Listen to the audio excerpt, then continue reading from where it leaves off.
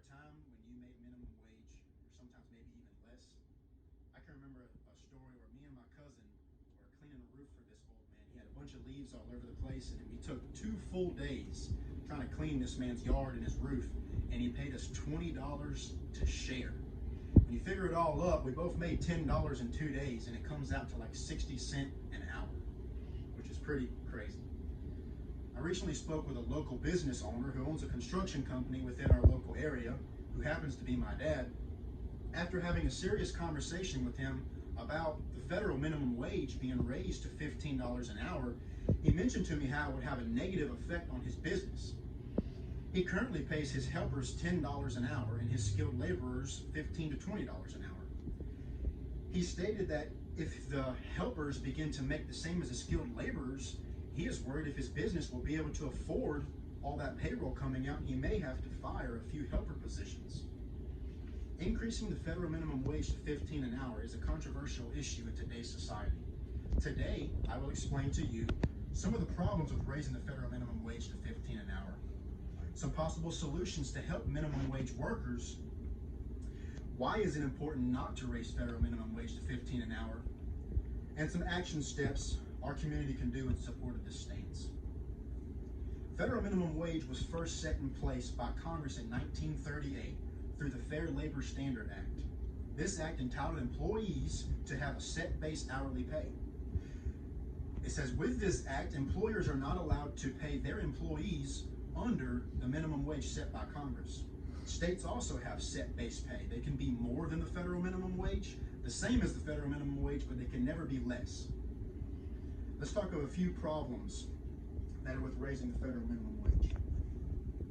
Since the Fair Labor Act was started and established in 1938, the last time it was raised was in 2009 to $7.25 an hour. As of 2021, people believe it is time for it to be raised again. Due to the current cost of living, results of inflation, they're fighting for $15 an hour. Not long after Joe Biden being elected president of the United States, he revisited the Raise the Wage Act, attempting to raise federal minimum wage to $15 an hour. If this act is passed, it can cause serious problems for small businesses, which make up 47% of employment in the United States, coming out to about 60 million people. An article on the SHRM website titled "Will a $15 Hour Minimum Wage Hurt Small Businesses?" wrote that Beth Van Dunn, the United States representative of Texas, she said that she couldn't think of any worse time for small businesses trying to recover from an economic shutdown than the Raise the Wage Act. She even mentioned that she spoke to small business owners that said they would have to shut their doors immediately if it is passed. And some would have to choose between shutting down or replacing their employees with automation. The article also mentions another business owner in Plymouth, Minnesota, owner of the original Pancake House. He stated after counting costs and conducting revenue, he is worried if his business will be able to afford the minimum wage being raised to $15 an hour, and he may have to cut back on some of his staff. Now that I have shared knowledge with you about some of the problems, let's go over a few solutions. The solution is to not raise the federal minimum wage to $15 an hour, but instead offer other solutions, like raising state wages based on the cost of living within that area, increasing training within companies, and offer employees incentive pay. Although federal minimum wage shouldn't be raised to $15 an hour, it should still remain established because it is important for employee rights. States should be required to set wages accurately to the cost of living within that area, based on the cost of rent, the price of food, the price of gas, the price of real estate and property taxes, and so on.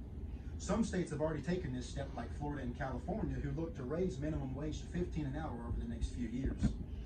Businesses can begin to give more training opportunities to minimum wage workers through employee shadowing or on-the-job training. Some have already started this, like Chick-fil-A and McDonald's. I've noticed recently after visiting these locations, they will have another employee shadowing the person running the register. They are learning new skill traits to be able to grow within the company. Businesses should also start giving incentive pay opportunities, where if a job or task is completed quickly and correctly, on time or before time, rewards are given, such as more money, stocks within the company, additional paid leave, or gifts.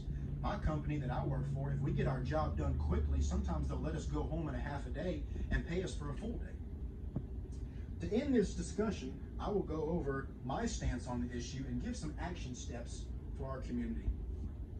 I believe the federal minimum wage should not be raised to $15 an hour because I know the damage it could do to our economy.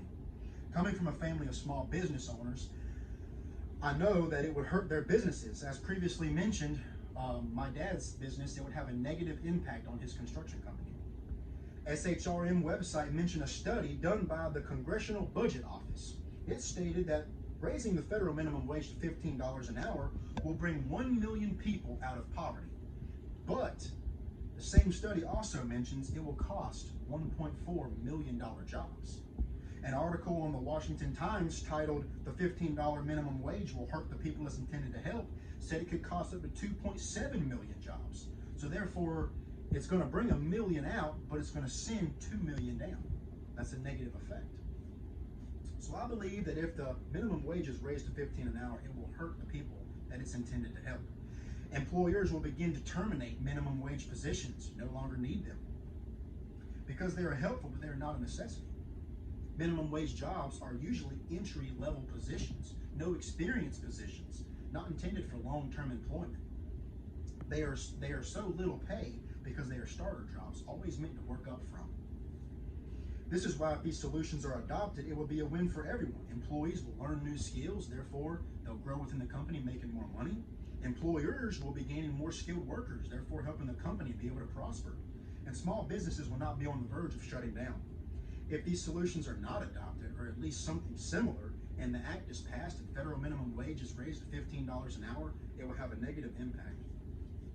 The people looking forward to the federal minimum wage being raised may not realize that their position and their job may be in jeopardy. Their position may be terminated and no longer needed. They could be replaced with a machine or a computer.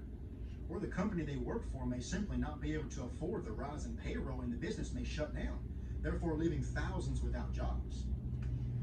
Some action steps that our community can take in support of this would be contact your state representatives to encourage them to not allow the Raise the Wage Act to be passed. Sign petitions against raising federal minimum wage to $15 an hour. Contact your local employers with the idea of implementing on-job training and incentive pay. Create and join internet sites against raising federal minimum wage to $15 an hour. Contact the media on any of these solutions so the nation is aware of the steps to take to fix the low wage problem without causing more problems.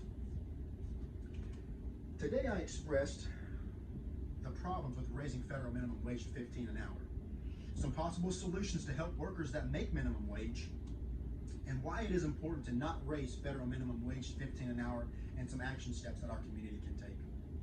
As previously mentioned, increasing the federal minimum wage to $15 an hour is a controversial issue in today's society.